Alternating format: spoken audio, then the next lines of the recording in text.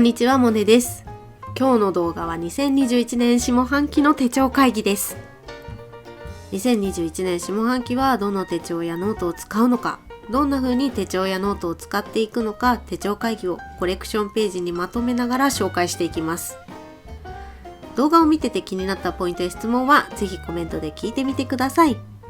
動画の感想もいつも嬉しいです。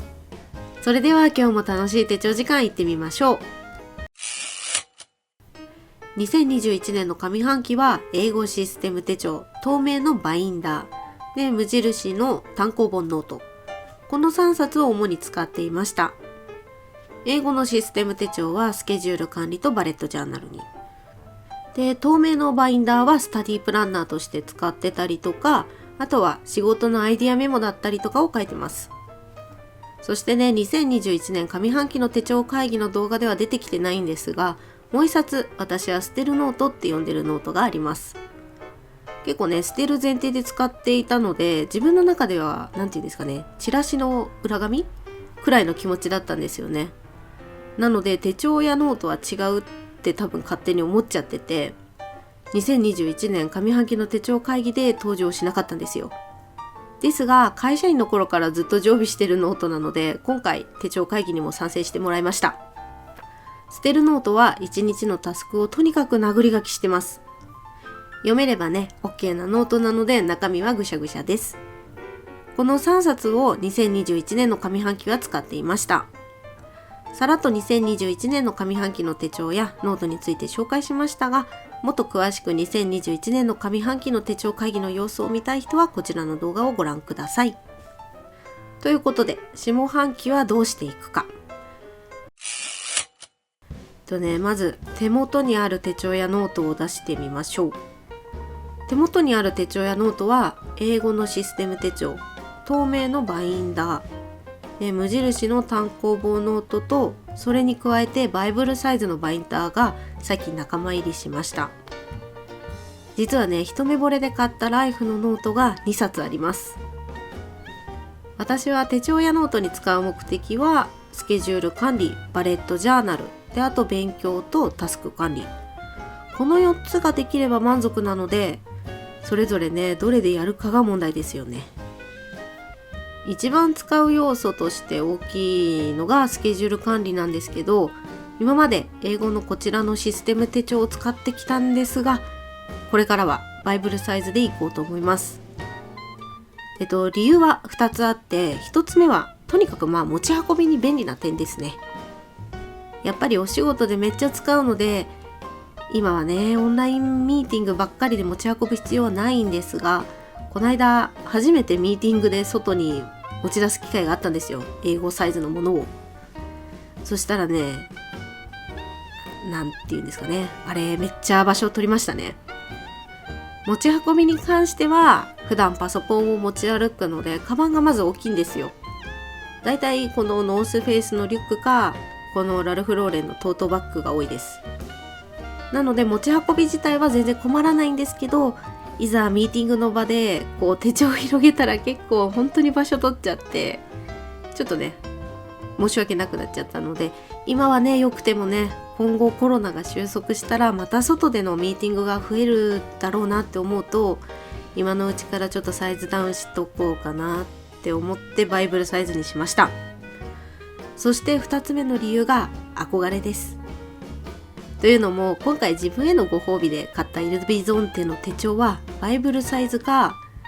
ミニ6の2種類なので英語サイズがありません。あんまりね好きなブランドってないんですけど、イルビゾンテはすごい好きで、私にとってイルビゾンテの手帳は憧れでした。やっぱね、憧れって持ちたいじゃないですか。最初から持てばよかったんですけど、システム手帳をね初めて買う時にやっぱ続くかわからなくて、この手帳買えなかったんですよ。あとね、お値段が全然可愛くなかったんですよね。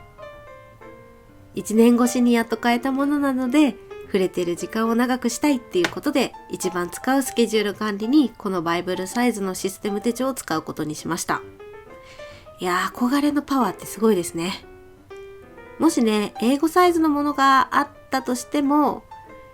ちゃんと考えて一つ目の持ち運びの点で結局バイブルサイズにしていたんだろうなって思います。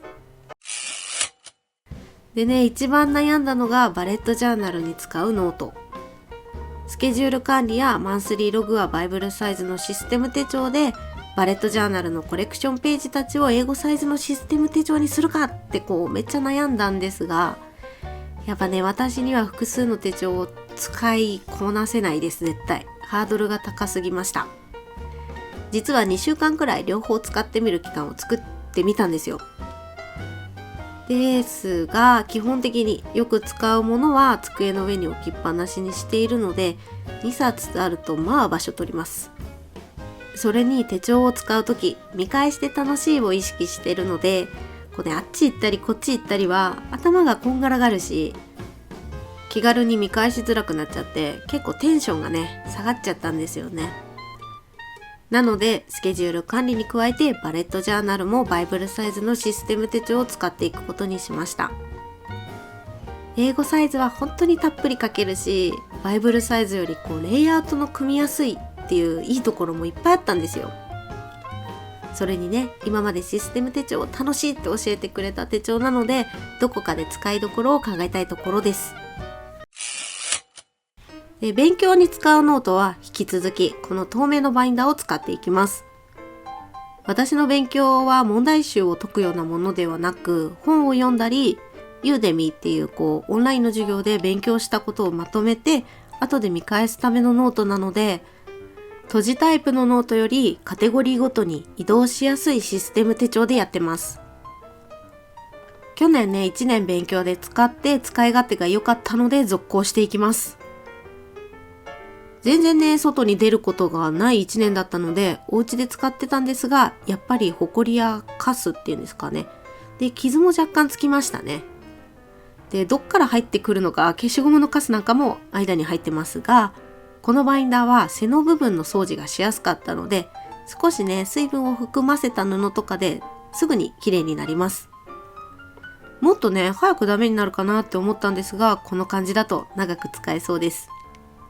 1500円ぐらいで買えるので、システム手帳を始めたいけど革のバインダー買うのはまだっていう、最初のね、1冊目におすすめです。表紙を変えるだけでかなり自分好みにできます。タスク管理は引き続き無印良品さんの単行本ノートを使います。ほんとね、コスパ良くて最高です。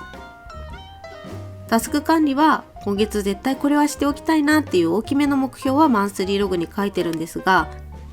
日々のタスクは残しておきたいっていう思いもねないので、捨てるノートのこの子に書いてます。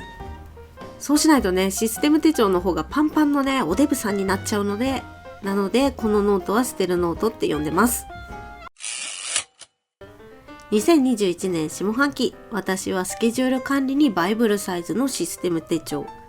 で、バレットジャーナルにバイブルサイズのシステム手帳で、勉強には透明のシステム手帳で、タスク管理に無印良品の単行本ノートを使っていきます。ということで計3冊ですね。去年からシステム手帳にドハマりしてるので、システム手帳が本当にメインになりましたね。システム手帳は違うジャンルのものを一緒にまとめておけちゃうし、リフィルが溜まったら自分の好きな分量を別の場所に移しておけるので、ノートが増えずに助かります。リフィルの保管方法はこちらの動画でまとめているので、よかったら見てみてください。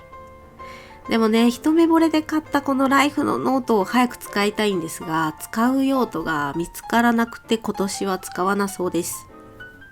閉じノートなので保存しておきたかったりとか、時系列を大事にしたものに使いたいなって思います。ちょっと考えなきゃですね。